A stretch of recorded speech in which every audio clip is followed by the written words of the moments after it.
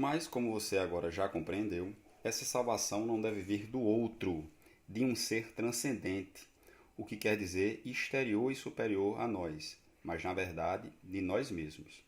A filosofia deseja que encontremos uma saída por nossas próprias forças, pela via da simples razão, se pelo menos conseguirmos usá-la como necessário, com precisão, audácia e firmeza. Certamente é o que Montaigne quer dizer quando está fazendo alusão à sabedoria dos antigos filósofos gregos. Afirma que filosofar é aprender a morrer.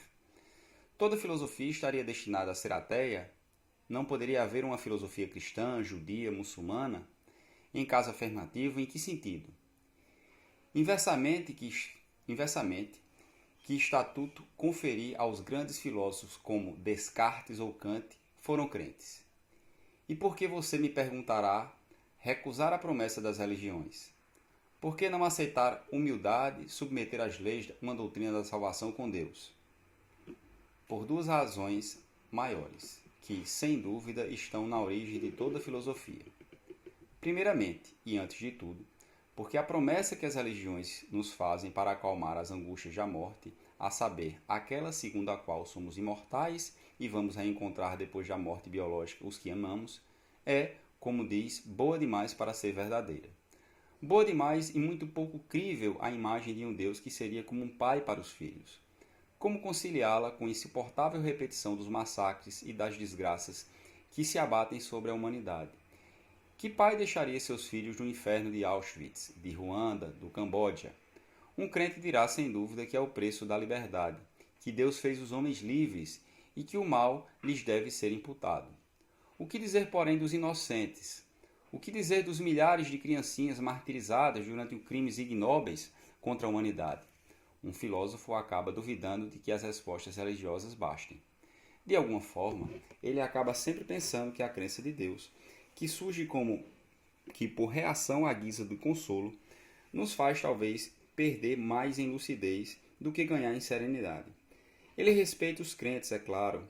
Ele não supõe necessariamente que eles estejam errados, que sua fé seja absurda, ainda menos que a inexistência de Deus seja certa. Como, verdade seja dita, se poderia provar que Deus não existe. Simplesmente não há fé, ponto final. E essas condições é preciso procurar em outro lugar, pensar de outro modo. Contudo, há mais. O bem-estar não é o único ideal sobre a terra. A liberdade também é um ideal. E se a religião acalma as angústias, fazendo da morte uma ilusão, corre o risco de fazê-lo ao preço da liberdade de pensamento, porque, de certa forma, ela sempre exige em troca da serenidade, que pretende oferecer que um momento ou outro a razão seja abandonada para dar lugar à fé, que se ponha termo ao espírito crítico, para que se aceite acreditar. Ela quer que sejamos diante de Deus como crianças, não adultos em que ela não vê, afinal, senão arrogantes raciocinadores. Filosofar, mais que acreditar, é, no fundo, pelo menos do ponto de vista dos filósofos, já que dos crentes é com certeza diferente, preferir a lucidez ao conforto, a liberdade, a fé. Trata-se, em certo sentido, é verdade, de salvar a pele, mas não a qualquer preço. Nesse caso, talvez você me pergunte se a filosofia, no fundo, não seria senão uma busca da vida boa, fora da religião, uma procura da salvação sem Deus. Daí sua apresentação tão comum nos manuais, como a arte de bem pensar, de desenvolver o espírito crítico, a reflexão e a autonomia individual. E é por isso, na cidade, na televisão ou na imprensa, ela seja reduzida tão frequentemente a um engajamento moral que opõe no mundo tal como ele segue o justo e o injusto. O filósofo não seria por excelência aquele que compreende o que é, em seguida se engaja e se indigna contra os males do tempo? Que lugar oferecer às outras dimensões da vida intelectual e moral? Como conciliá-las com a definição da filosofia que acabo de esboçar?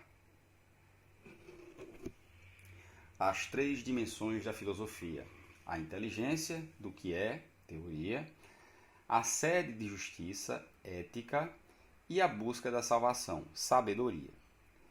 Evidentemente, mesmo que a busca da salvação sem Deus esteja no centro de toda grande filosofia, se esse é seu objetivo essencial e último, ela não poderia se realizar sem passar por uma reflexão aprofundada sobre a inteligência do que é, o que se chama comumente de teoria, assim como sobre o que deveria ser ou o que se deveria fazer, o que se designa habitualmente em nome de moral ou ética. O motivo é, aliás, muito simples de ser entendido. Se a filosofia, assim como as religiões, encontra sua fonte mais profunda numa reflexão sobre a finitude humana, no fato de que para nós mortais o tempo é realmente contado e que somos os únicos seres neste mundo a ter disso plena consciência, então é evidente que a questão de saber o que vamos fazer da duração limitada não pode ser escamoteada. Diferentemente das árvores, das ostras e dos coelhos, não deixamos de nos interrogar a respeito da nossa relação com o tempo, sobre como vamos ocupá-los ou empregá-lo, seja por breve período, hora ou tarde que se aproxima, ou longo o mês, o ano em curso, inevitavelmente, chegamos, por vezes, num momento de ruptura, de um acontecimento brutal a nos interrogar sobre o que fazemos, poderíamos ou deveríamos ter feito da nossa vida toda. Em outras palavras, a equação mortalidade mais consciência de ser mortal é um coquetel que carrega um germe à fonte de todas as interrogações filosóficas. O filósofo é, antes de tudo, aquele que pensa que não estamos aqui como turistas, para nos divertir, ou melhor dizendo, mesmo que ele conseguisse, ao contrário do que acabo de afirmar, chegar à conclusão de que só o divertimento vale a pena ser vivido, pelo menos isso seria o resultado de um pensamento, de uma reflexão e não de um reflexo. O que supõe que se percorrem 3 etapas: a teoria, a moral, a ética e em seguida a salvação, a sabedoria. Podemos formular as coisas simplesmente do seguinte modo: a primeira tarefa da filosofia, a da teoria, consiste em ter uma ideia do campo em que se conquistar um mínimo do conhecimento do mundo no qual nossa existência vai se desenvolver. Com que ele se parece: hostil ou amigável, perigoso ou útil, harmonioso ou caótico, misterioso ou compreensível, belo ou feio. Se a filosofia é busca da salvação, reflexão sobre o tempo que passa e que é limitado, ela não pode deixar de se interrogar, de saída sobre a natureza do mundo que nos cerca. Toda filosofia digna desse nome parte, pois, das ciências naturais, que desvelam a estrutura do universo, a física, a matemática, a biologia, etc. Mas também das ciências históricas, que nos esclarecem tanto sobre sua história quanto sobre a dos homens.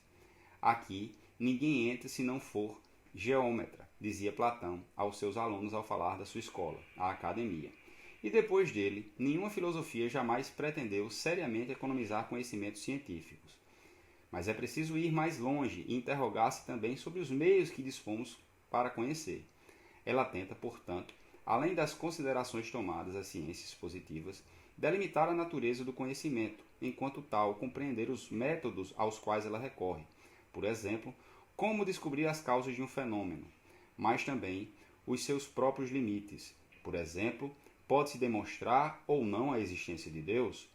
Essas duas questões, a da natureza do mundo e a dos instrumentos de conhecimento de que dispõem os humanos, constituem também um essencial da parte teórica da filosofia. É evidente que, além do campo, além do conhecimento do mundo e da história na qual nossa existência acontece, precisamos nos interessar pelos outros humanos, por aqueles com os quais vamos atuar. Porque não apenas não estamos sós, mas além disso, o simples processo da educação mostra que não poderíamos simplesmente nascer e subsistir sem a ajuda dos outros humanos. A começar por nossos pais. Como viver com o outro?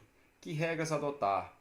Como nos comportar de modo vivível, útil, digno, de maneira justa em nossas relações com os outros? Essa questão, da segunda parte da filosofia, a parte não mais teórica, mais prática, que pertence, em sentido lato, à esfera ética. Mas por que se esforçar para conhecer o mundo e sua história? Por que se esforçar para viver em harmonia com os outros? Qual a finalidade ou o sentido de todos esses esforços? É preciso que tudo isso tenha um sentido. Todas essas questões e outras da mesma ordem nos remetem à terceira esfera da filosofia, a que concerne, você já sabe, a questão última da salvação ou da sabedoria. Se a filosofia, segundo sua etimologia, é amor, filo, da sabedoria, sofia, é nesse ponto que ela deve se apagar para dar lugar, tanto quanto possível, à própria sabedoria que dispensa, é claro, qualquer filosofia. Porque ser sábio, por definição, não é amar ou querer ser amado. É simplesmente viver sabiamente, feliz e livre, na medida do possível, tendo, enfim, vencido os medos que a finitude despertou em nós. Mas tudo isso está ficando muito abstrato, eu sei. De nada adianta continuar explorando a definição da filosofia sem dar um exemplo concreto. Esse exemplo vai fazer com que você veja na prática as três dimensões: teoria, ética, busca da salvação ou sabedoria, que acabamos de mostrar. O melhor então é abordar sem demora o assunto, começar pelo começo, remontando as origens, as escolas de filosofia que floresceram na antiguidade. Sugiro que você considere o caso da primeira grande tradição de pensamento, a que passa por Platão e Aristóteles, e em seguida encontra sua expressão mais acabada ou pelo menos mais popular no estoicismo. É, portanto, por ele que vamos começar. Em seguida podemos juntos explorar as maiores épocas da filosofia. Teremos ainda que compreender por que e como se passa de uma visão de mundo a outra. Será porque a resposta anterior não nos basta? Porque ela não nos convence mais? Porque uma outra suplanta incontestavelmente? Porque existem outras respostas possíveis? Você compreenderá então em que a filosofia é, ainda nesse aspecto, contrariamente à opinião comum e falsamente sutil, muito mais a arte das respostas do que a das perguntas. E como você vai poder avaliar por si mesmo, outra promessa crucial da filosofia, justamente porque ela não é religiosa e não submete a verdade a outro. Em breve, vai perceber o quanto essas respostas são profundas, apaixonantes, em resumo, geniais.